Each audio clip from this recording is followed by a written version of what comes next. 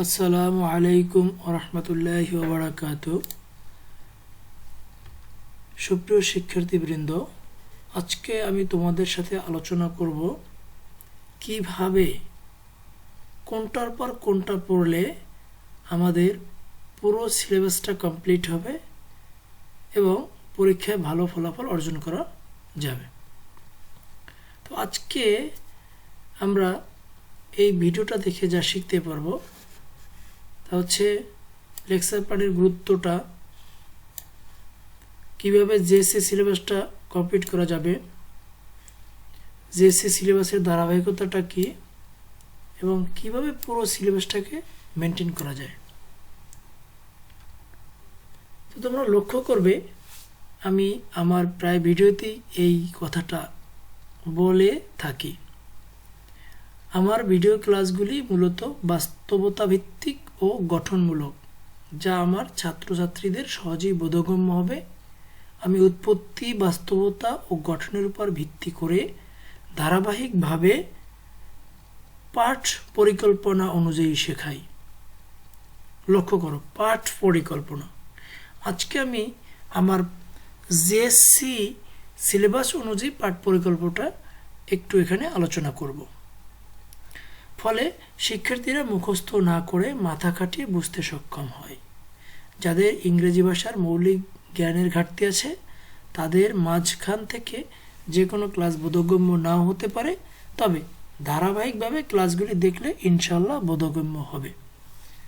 আমার প্রশ্ন হচ্ছে, ধারাবাহিকতাটা তুমি কিভাবে বুঝবে? এই ধারাবাহিকতার উপরেই আমি আজকে ভিডিওটা তৈরি করেছি।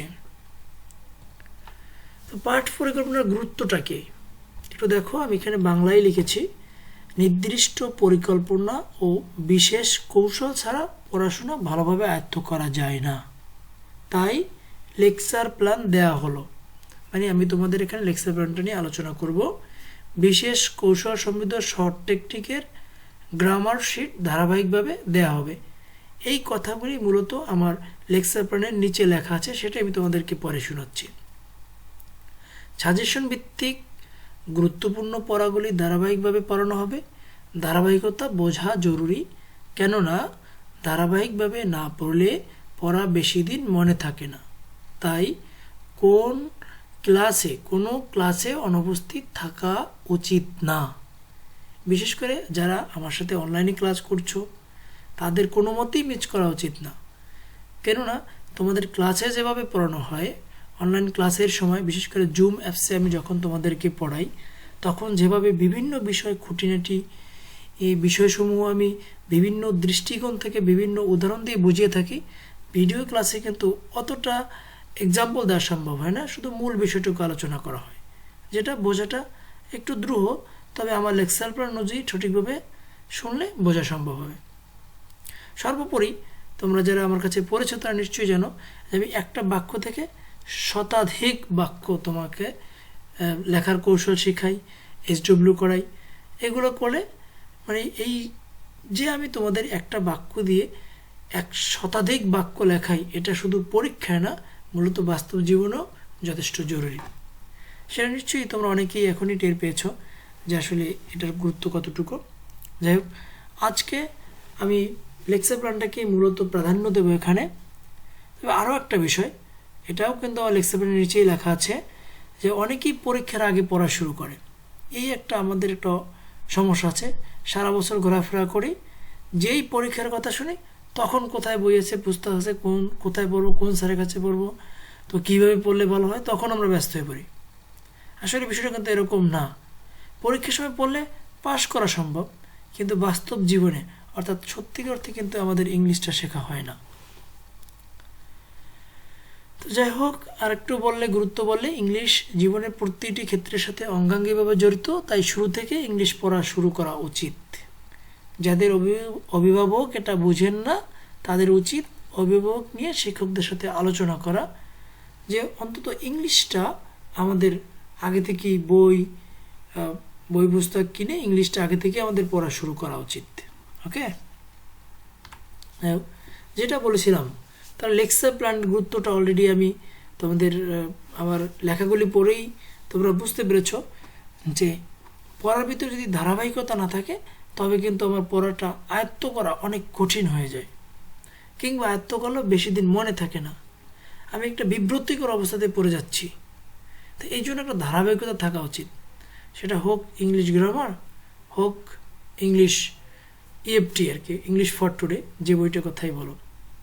এবং শুধু একটা বিষয় নিয়ে পড়ে থাকলেই কিন্তু তোমার পড়াটা কমপ্লিট হচ্ছে না, তোমাকে বুদ্ধি খাটিয়ে পুরো সিলেবাসটাকে মাথায় রেখে কিছু কিছু বিষয় পাশাপাশিও করতে হবে। এভাবে যদি তুমি পুরো বিষয়টাকে সাজিয়ে নিতে পারো, তোমার পড়াটা অনেক সহজে হয়ে যাবে এবং কোনো কিছুই বাকি থাকবে না। তো সেই আলোকে আমি যে লেকচার প্ল্যানটা করে থাকি তার একটা অংশ আমি তোমাদের এখানে দেখাচ্ছি, লক্ষ্য করো। প্রথমেই দেওয়া আছে, দেখো লেকচার প্ল্যান, এলপি দ্বারা আমি বোঝাচ্ছি লেকচার প্ল্যান, অর্থাৎ আমরা প্রথমে শিখবো যে শেখার ধারাবাহিকতাটা কী হবে সেইটা, এবং যেটা আমি শিখবো তার উপরে দেওয়া হবে এইচটি, অর্থাৎ হোম টাস্ক, অর্থাৎ তোমাকে একটা বাড়ির কাজ করতে হবে। অর্থাৎ আমি তোমাদেরকে যেটা শেখাবো সেটা তোমরা একটা হোমওয়ার্ক করবে। তারপরে ওই যে তোমাদের বলেছি যে আমাদের পুরো সিলেবাসটাকে মাথায় রেখে চলতে হবে, পরীক্ষায় ভালো রেজাল্টের কথাও চিন্তা করতে হবে। আর একটা কথা না বললেই না, যদি আমরা সত্যিকার অর্থে ইংলিশটা শিখতে পারি তবে পরীক্ষার রেজাল্ট ভালো অটো হবে। বিষয়টা যদি তোমাদের একটা উদাহরণ দিয়ে বোঝাই, সেক্ষেত্রে মনে করো তুমি তোমার ছায়াটাকে ধরতে যাচ্ছ, আমরা রৌদ্রের ভিতরে হাঁটলে আমাদের ছায়া পড়ে, ছায়াটা যদি কেউ ধরতে চায় সে কিন্তু ধরতে পারবে না, কারণ তুমি যত সামনে এগোবে ছায়াও তত সামনে এগোবে। তো শুধু যারা পরীক্ষার রেজাল্টের জন্য পড়াশোনা করবে, ইংরেজি পড়বে, তাদের অবস্থা কিন্তু এরকমই। আর যারা মূল ইংলিশটা শিখবে তারা হচ্ছে এরকম যে তারা হাঁটবে, দৌড়াবে, ছায়া তাদের সাথে সাথে দৌড়াবে, অর্থাৎ রেজাল্ট অটো ভালো হয়ে যাবে, তখন সে চাইলেও খারাপ করতে পারবে না। ওকে, এই জন্য আমরা মূল ইংলিশটা শেখার চেষ্টা করব। তো সেক্ষেত্রে কোন ধারাবাহিকতা শিখলে আমরা ইংলিশটা শিখতে পারবো সেই ধারাবাহিকতাটা এখানে দেওয়া আছে, এবং তার সাথে সাথে তার উপরে একটা হোমওয়ার্ক করতে হবে, আবার পরীক্ষার রেজাল্টের কথা আমাদের চিন্তা করতে হবে।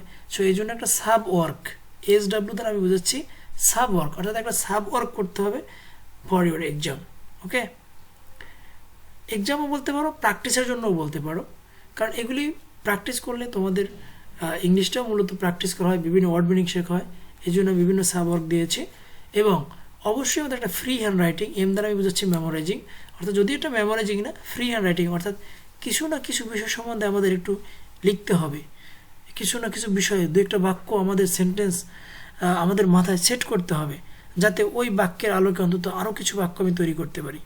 ঠিক আছে, এই জন্যই কিন্তু আমাদের সিলেবাসে একটা মুখস্থ সেকশন দেওয়া হয়েছে, তো ওখান থেকে আমাদের প্রতিনিয়ত একটা সেকশন ফলো করা উচিত। যদি আমি এই যে চারটা তোমাদের এখানে চারটা বিষয় উল্লেখ করেছি, এলপি, এইচটি, SW এবং এম, এই বিষয়গুলিকে যদি আমরা কম্বাইন করতে পারি সঠিকভাবে, একত্রিত করে আমরা প্রতিনিয়ত যদি সুন্দর মতো করে ধারাবাহিকভাবে এগিয়ে যাই, আমরা একসময় দেখব আমাদের পুরো সিলেবাসটা কমপ্লিট। হ্যাঁ, এবং ইংলিশ সম্বন্ধে আমাদের সঠিক জ্ঞান অর্জন হবে, পরীক্ষা আল্লাহর রহমতে খুব ভালো রেজাল্ট হবে। তো দেখো এখানে প্রথমে আমি লেকচার প্ল্যানে দিয়েছি সেন্টেন্স, অর্থাৎ আমরা যদি ইংরেজি শিখতে চাই বা ইংরেজি যদি ব্যাকরণ বিষয়টাকে মাথায় আনি, সর্বপ্রথম আমাদের বাক্যটাকে পড়ে নেওয়া উচিত। অনেকে ভাবতে পারো বাক্য কেন পড়বো, বাক্য তো আমাদের সিলেবাসে নাই, কিন্তু একটু গভীরভাবে চিন্তা করে দেখবে তোমাদের টোটাল সিলেবাসটাকেই ডিজাইন করা হয়েছে বাক্যের বিভিন্ন অংশ নিয়ে, অর্থাৎ বাক্যের ট্রান্সফরমেশন, তারপর বাক্য দিয়েই তৈরি করা হয়েছে তোমাদের জন্য মানে matching, rearrange, feel in the blanks, সবগুলো কিন্তু সেন্টেন্স রিলেটেড। তো এক্ষেত্রে তোমরা অবশ্যই আমার সেন্টেন্স লেকচারটা শুনলে আরও ক্লিয়ার হবে। তো যাই প্রত্যেকটা লেকচারে তোমরা পাবে। তো আমরা সেন্টেন্স পড়বো, তার সাথে সাথে আমাদের হোমওয়ার্ক থাকবে ডেফিনিশন অ্যান্ড কারেন্ট। তারপর সাব ওয়ার্ক কী করবো, আমরা যদি বাক্য পড়ি, বাক্যের যে পার্টস অফ স্পিচ, অর্থাৎ মূল যে শব্দগুলি আছে তার ভিতরে সকল পার্টস অফ স্পিচের ভিতরে আমরা অবশ্যই ভার্বকে বেশি গুরুত্ব দেখি। ইংরেজি ভাষাটা ভার্ব ছাড়া কল্পনাই করা যায় না। তো এই ভার্বের আবার বিভিন্ন ভাগ আছে, অর্থাৎ বিভিন্ন দৃষ্টিকোণ থেকে বিভিন্ন ভাগে ভাগ করা হয়েছে। তো টেন্স অনুযায়ী ভার্ব যে পরিবর্তন হয় তার উপরে বেস করে ভার্বকে দুভাগে ভাগ করা হয়েছে, স্ট্রং ভার্ব, উইক ভার্ব। তো এই স্ট্রং ভার্বগুলো দিয়ে আমরা পড়া শুরু করব। হ্যাঁ, অবশ্যই তোমরা এগুলো নোট শিট পেয়ে গেছো অলরেডি, যারা আমার কাছে পড়ছো। তো আমরা স্ট্রং ভার্ব পড়বো, সাথে সাথে আমরা একটা মুখস্থ করা ডায়লগ পড়ব। তারপরে আমরা পড়ব সেন্টেন্সের পরে পড়ব parts of speech. Next person, number, tense, negative rules, interrogative rules, exclamatory, এরকম করে করে আমরা ধারাবাহিকতা বজায় রেখে আমরা পুরো সিলেবাসটা সম্পূর্ণ করব। আমি মূলত তোমাদের লেকচার প্ল্যানটা বুঝিয়ে দিচ্ছি, এই জন্য অনেকে হয়তো লেকচার প্ল্যানটা বুঝতে নাও পারো, যেহেতু তোমাদের হাতে প্রিন্ট কপি আছে, তো সুতরাং তোমরা এগুলোকে বুঝে নেবে। তাহলে আমরা প্রতিদিন আমরা যেভাবে পড়ব সেখানে নিশ্চয়ই আমরা একটা বিষয় শিখবো, সাথে সাথে একটা সাব ওয়ার্ক নেব। অর্থাৎ আমাদের বিশেষ করে জেএসসি সিলেবাসে তোমাদের গ্যাপ ফিলিং আছে উইথআউট ক্লু এবং উইথ ক্লু। তাহলে এই যে গ্যাপ দুই ধরনের, এই জন্য আমি লিখছি গ্যাপ এ বি, অর্থাৎ দুই ধরনের দুটো গ্যাপ মিনিমাম আমরা ডেলি পড়ব এবং সাথে একটা ম্যাচিং। তো এইগুলি যদি আমরা সাথে সাথে রাখি এবং পাশাপাশি আমরা এদিকে গ্রামারটা শিখতে থাকবো, আর এই কাজটা আমার চলতে থাকবে এবং ডেইলি, অর্থাৎ আমরা যেহেতু একদিন পর একদিন পড়ে থাকি, তো দুদিনে অন্তত একটা মুখস্থ পড়া আমরা কমপ্লিট করব। অর্থাৎ একটা ডায়লগ, এরকম যখন আমাদের 3টে ডায়লগ সম্পন্ন হবে তখন আবার প্যারাগ্রাফ পড়বো 3টা, ইমেল পড়বো 3টা। তো যেহেতু একটা স্লাইডে বেশি জায়গা ধরে না, আমি এখানে 3টা অল্প দেখিয়েছি, এরকম আমাদের 3টে করে যখন 6টা শেষ হবে তখন তারপরে আবার আমরা একটা এক্সাম দেবো। আবার এদিকে আমরা গ্রামারটা এই ধারাবাহিকতা, অর্থাৎ প্রথমে সেন্টেন্স, তারপরে parts of speech, number, person, tense, negative rules, এগুলি শেখার পরে এরকম ধারাবাহিকভাবে আমরা শিখতে থাকবো। এই ধারাবাহিকতা বজায় রাখবো, সাথে সাথে আমরা সাব ওয়ার্ক করবো, মাঝে মাঝে ছোটো ছোটো একটা এক্সাম নেব, জাস্ট টু জাজ ইউ। ওকে, তো এভাবে করলে আমাদের ইংরেজি গ্রামারটা, অর্থাৎ যদিও তোমাদের জেএসসি পরীক্ষায় ইংলিশ একটাই, তারপর আমরা এর ভিতরে দুটো পার্ট পাবো, অর্থাৎ একটা ইএফটি অংশ থাকবে আর একটা অবশ্যই গ্রামার অংশ থাকবে। তো গ্রামার অংশটাকে আমরা এভাবে শেষ করব, পাশাপাশি যে আনসিন বিষয়টা আমরা এভাবে পাশাপাশি যদি চালিয়ে যাই তবে আমাদের মানে টোটাল সিলেবাসটা একটা পরিপূর্ণতা পাবে। তারপরে আমরা যখন সিন আনসিন এই পার্টটা যখন পড়ব তখন আমরা দু ধরনের প্যাসেজ পাবো। একটা সিন প্যাসেজ, অর্থাৎ তোমাদের ইএফটি বই থেকে একটা প্যাসেজ থাকে, এক ধরনের প্যাসেজ দেওয়া হবে, এবং ইএফটি বইয়ের বাহিরে তোমাদের কিছু প্যাসেজ দেওয়া হবে, যেটাকে বলতেছি আমরা আনসিন, অর্থাৎ যেটা তোমার জন্য কমন না, অর্থাৎ তুমি পড়নে আগে এরকম একটা পার্ট থেকে মানে প্রশ্ন করা হবে। তো এখানে আমরা দু ধরনের প্যাসেজ পাবো। তো এই প্যাসেজ যেগুলি পাবো সেই প্যাসেজগুলি পড়ার সাথে সাথে ওইগুলোর মিনিংগুলো লক্ষ্য করবে। অর্থ শেখা ব্যতীত কোনো কিছুই, অর্থাৎ ইংরেজির কোনো জ্ঞানই ভালোভাবে অর্জন করা সম্ভব না। সুতরাং তোমাকে এখানে অর্থটাকে খুব গুরুত্ব দিয়ে শিখতে হবে, পাশাপাশি ওটা দিয়ে যে এক্সারসাইজগুলি থাকবে, যেমন তোমাদের সিন প্যাসেজ থেকে থাকবে MCQ, question answer, fill in the gap, ওগুলো প্র্যাকটিস করতে হবে। আবার যখন আমরা প্যাসেজ বি অর্থাৎ আনসিন প্যাসেজগুলি পড়ব তখন সেখান থেকে information transfer, true false practice করব, আর অর্থ তো অবশ্যই পড়তে হবে। এটাও যখন পড়ব পাশাপাশি কিন্তু আমাদের এই যে গ্যাপ ফিলিং এবং ম্যাচিং পড়তেই হবে। যদি এভাবে আমরা পাশাপাশি সবটা পড়ি তাহলে আমাদের টোটাল সিলেবাসটা আমাদের পুরো নখদর্পণে থাকবে, এবং আশা করি ইনশাল্লাহ যথাসময়ে তোমাদের সিলেবাসটা সম্পন্ন হবে। এবং তোরা তারপরে বিভিন্ন মডেল পরীক্ষা আমি নিয়ে থাকি, তো এগুলো যদি দিয়ে থাকো তোমাদের টোটাল সিলেবাসটা একদম কমপ্লিটলি স্মুথলি তোমাদের শেষ হয়ে যাবে। তো এই জন্যই তোমাদের সিলেবাসটা যাতে সম্পূর্ণভাবে সঠিকভাবে শেষ হয় এবং কোনো কিছুই বাকি না থাকে, কোনো ক্ষেত্রেই যেন অস্পষ্টতা না থাকে, এই জন্যই আমি আগে থেকে লেকচার প্ল্যান করে নিই। এটা আমি সব ক্লাসের জন্য আমি লেকচার প্ল্যান ফলো করি, কেননা লেকচার প্ল্যান যদি না থাকে তখন পড়ার ধারাবাহিকতাটা এলোমেলো হয়ে যায়, আর পড়ার ধারাবাহিকতাটা এলোমেলো হয়ে গেলে তখন কিন্তু শেখাটা যেমন দ্রুহ হয়, তেমনি দেখা গেল আমার কোনো একটা অংশ বাদ পড়েই থাকলো, অথচ একটা অংশ আমি অনেক বেশি পড়েছি। তো এই সবগুলিকে একটা ফ্রেমে আনার জন্য, সবগুলি সমানতালে এগিয়ে নেওয়ার জন্যই আমি তোমাদের জন্য লেকচার প্ল্যান তৈরি করেছি। তো যাই হোক, আমরা অবশ্যই লেকচার প্ল্যান অনুযায়ী আমরা আমাদের পড়াগুলো সম্পন্ন করব, এবং তোমরা সেভাবে শিখলে শেখার ভিতরে অবশ্যই একটা লিঙ্ক খুঁজে পাবে, একটা মানে সংযোগ খুঁজে পাবে, যেটা তোমাদের পড়ার জন্য বা শেখার জন্য খুব সহায়ক হবে। Thanks for watching, keep me in your prayer. আল্লাহ হাফেজ।